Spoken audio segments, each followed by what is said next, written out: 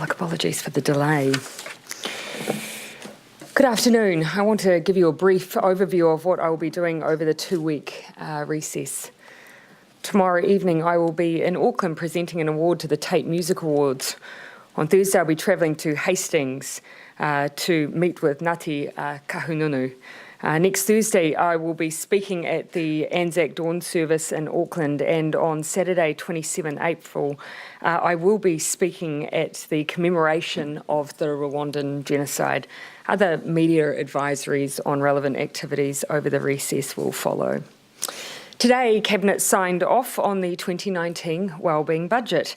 Budget 2019 will continue to show that the government is maintaining a strong focus on the economy and running the books responsibly in the face of slowing global growth. As well as being prudent economic managers, we are going further by tackling long-term challenges and, of course, as we've indicated in our budget priorities, looking to break the cycle on issues like mental health, domestic violence and child poverty. We're focusing on the health of our environment and transitioning to a sustainable low emissions economy. What we've signed off is a culmination of months of wellbeing work by officials and ministers working across portfolios for better outcomes. It is a new approach to the development of a budget, which is about creating a New Zealand current and future generations can be proud of. Obviously, you'll need to wait until May 30 for the full picture, but as usual, we will be looking to make pre-budget announcements before then. I just won't be making any of them today. A number of things on the agenda, so I'm happy to take questions. The New Zealand nurse, Prime Minister, what's the government's position on that at the moment? Look, you'll forgive me, I hope, for not commenting on that case.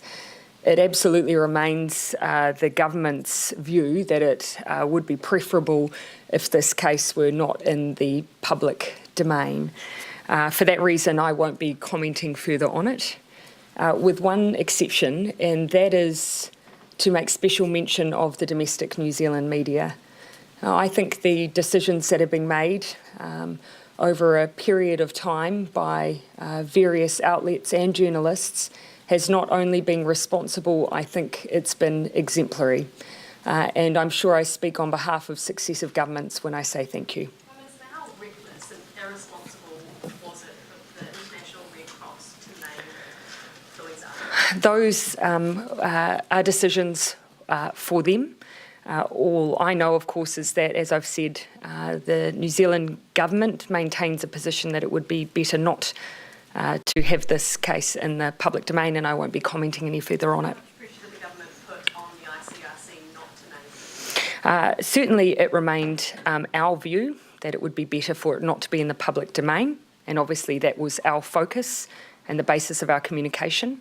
Again though, as I say, decisions have been taken that were not our own, and I won't be commenting any further on decisions made by others. The Minister's given quite a lot of detail about the Special Operations Unit, which has been working in Iraq and Syria to try and gather information and save her. Are they still there? Are they still in Iraq? I just simply will not comment any further on the case. Prime Minister, does it seem though that the government knows more than what the Red Cross knows?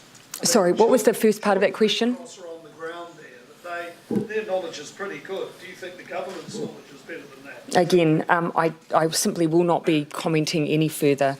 I accept the interest, and so information has been put into the public domain based on the fact that this information is now out there and the case is now public, but beyond that I will not be commenting. How often did the Islamic State seek a ransom? How often did the Islamic State seek a ransom? I'm just simply not going to comment, Tova.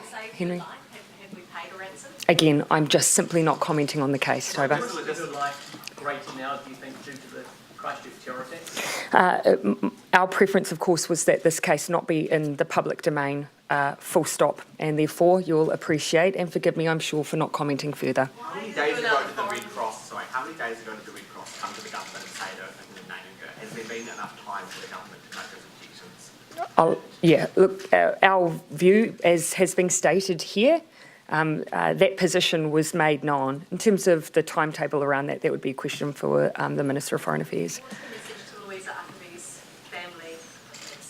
I'm just simply not going to be drawn on commenting on the case. Any messages like that would be done privately. How concerned are you that the Islamic State is going to warp your words and use them as propaganda?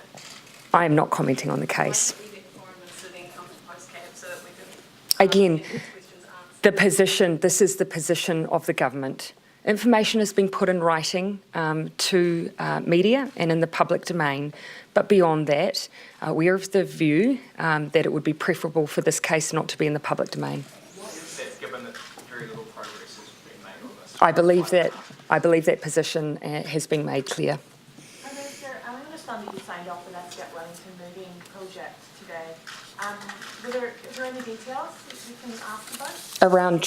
Around transport programs, Let's Get Wellington Moving I'd specifically? ask that you put questions specifically on transport planning and programs directly to the Minister, Phil Twyford.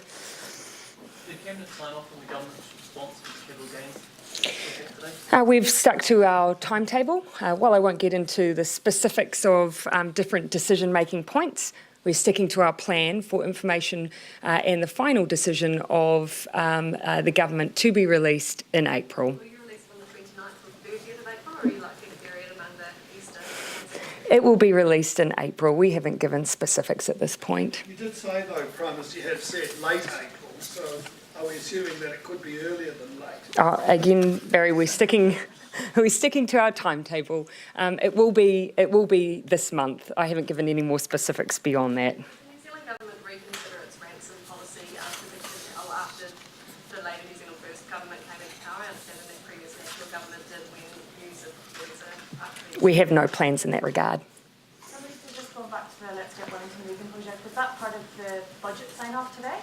Again, I'm not going to comment on specific elements of the budget. That has to await for budget announcements. But it was part of the budget, is that right? Or is it separate sign-off on its own? I'm not going to comment on any elements of the budget. If you have any specific question relating to transport policy, please feel free to put that to the Minister of Transport. What is the government's position on paying ransoms? That, in my view, has not changed. I'm not at this current point in time willing to be drawn individually on that policy, but it's remained unchanged. Some of the families of other victims of the Islamic State felt let down by their governments. James Foley's mother said she felt let down by the US government because it didn't pay a ransom.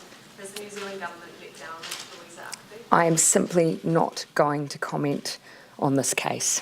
You thanked New Zealand media earlier Yes. about this case. Do you believe that you didn't mention the national media? Do you believe that the Red Cross's decision had anything to do with pressure from Again, and that's simply jurisdictional. You know, this is in terms of New Zealand media. That's where that relationship obviously has been directly with successive governments. All right. Well, look, yeah. There's no comment. All right. Look. Fine. Yes, but I will not be commenting further, including on those kinds of details. Do you believe that she's still alive? Again, I'm just simply not commenting on this case. That she's still alive? I'm not commenting on the case. When will Cabinet officially sign off on KiwiBuild's recalibration? Phil Twyford said that it was coming soon. Just want to get an indication of timing around that. We haven't set down an explicit timetable. We'll make sure that once decisions are made, of course, that those will be publicly announced. Will there be any more targets as there were before, interim targets of yearly? Again, decisions around targets we've said will be rolled into the decisions around the KiwiBuild reset. Once those decisions have been made, we'll release them. Okay, all right. Last one, yeah. Discrepancy between the last sighting that the ICRC had of Louisa Akavi and the last sighting, the last lead that the New Zealand government has had. Have those been squared, the December and January sightings? And again, I will not be commenting on any element of the case, including any specific elements such as those questions you've raised. Was it when you were leaving the opposition, or did you become aware of that after? I believe that's already been put into the public information that's been made available to you. All right. Why are we so low to comment? It is the preference of the government, and I'm sure it would have been of the last government, that this case not be in the public domain. The name now, so soon after the Christchurch terror attack, does that exacerbate the risk? Again, I'm not commenting or speculating on this case in any regard, and that includes on timing issues. Make the naming of her that much more reckless by the ICRC and the New York Times? I will not be commenting, but the government's position has not changed. We'd prefer this not to be in the public domain. Okay, thanks everyone.